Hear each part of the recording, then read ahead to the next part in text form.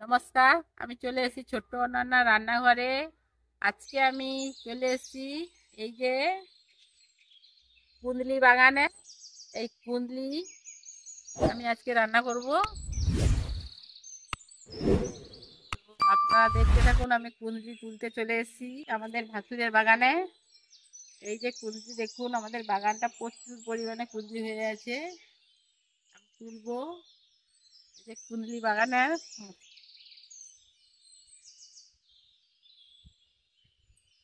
যে আমার আমার যা আসছে, এই যে আমার যা আমাদের কুন্দলি বাগানের মালিক। এই যে আমার যা কুন্দরিগুলো তুলতে হেল্প করে দিচ্ছে, দেখুন।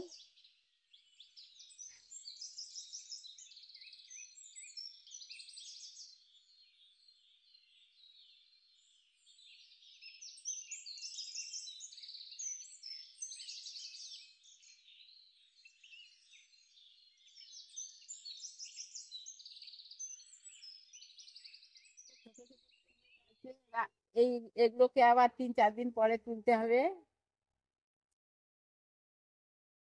বন্ধুরা, এই বাগানটা দেখে আপনাদের কেমন লাগছে কমেন্ট করে জানাবে।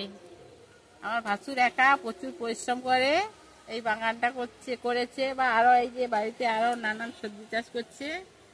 তাই আপনারা একটা লাইক কমেন্ট শেয়ার করে জানাবে। আমাদের এখানে এই সবজিটাকে কুন্দলি বলে, আপনাদের ওখানে কি বলে আপনারা কমেন্ট করে জানাবে।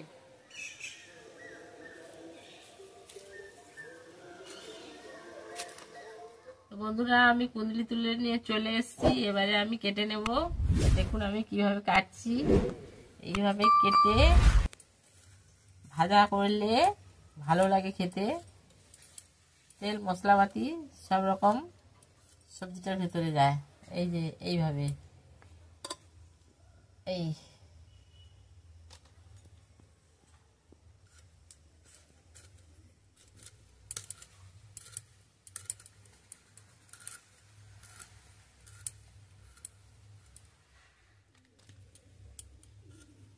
এই যে বন্ধুরা দেখুন কত সুন্দরভাবে কাটা হয়ে গেছে।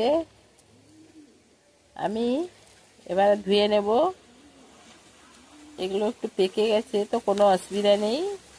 কুঁদরি খেলে প্রেসার কন্ট্রোল থাকে।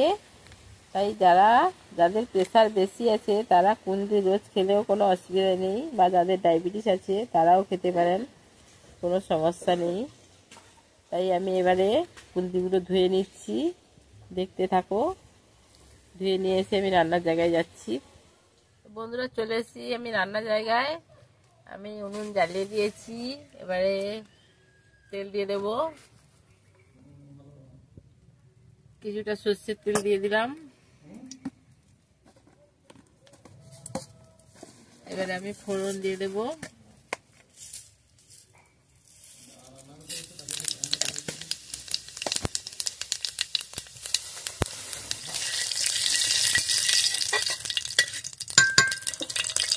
ফোড়নটা লাল হয়ে এসছে। এবারে আমি কুঁদরিটা তুলে দেব।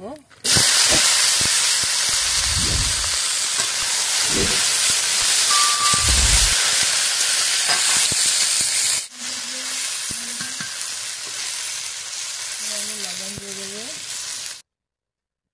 এখন থেকে লবণটা দিলে কুঁদরিটা তাড়াতাড়ি সেদ্ধ হয়ে যাবে, তাই পরিমাণ মতো লবণ দিয়ে দিচ্ছি।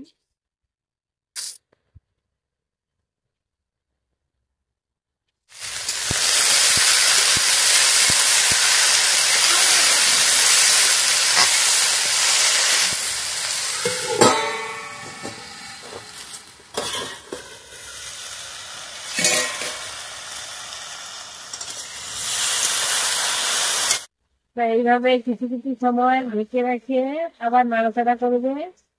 এখন আমি হলুদটা দেইনি কারণ লেগে যাবে। হলুদটা আমি পরে দেবো।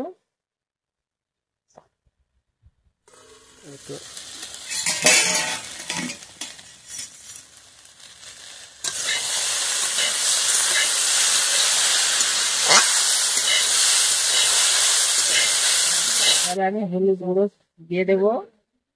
1 কিলো কুঁদলি, তার জন্য 1 চামচ মতো হলুদ গুঁড়ো দিয়ে দিলাম।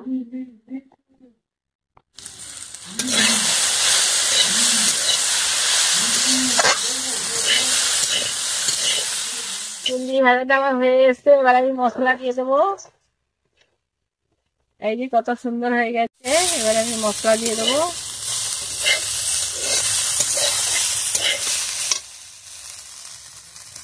প্রথমে আমি লঙ্কা দিয়ে দেবো পরিমাণ মতো, যারা যেমন ঝাল খায় সেরকমই ঝাল দেবে। জিরের গুঁড়ো দিয়ে দেবো 1/2 চামচ মতো। পেঁয়াজ বাটা ভালো করে নেড়ে চেড়ে আর একটু জ্বালন দিয়ে দেবো। আমার কুন্দরি ভাজা রেডি হয়ে গেছে। এবারে আমি একটুখানি তেল দিয়ে দেব।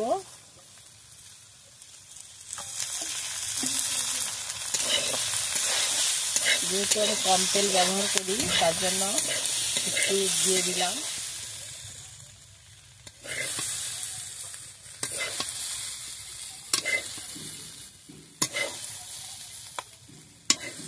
বন্ধুরা, আমার কুন্দরি ভাজা রেডি হয়ে গেছে।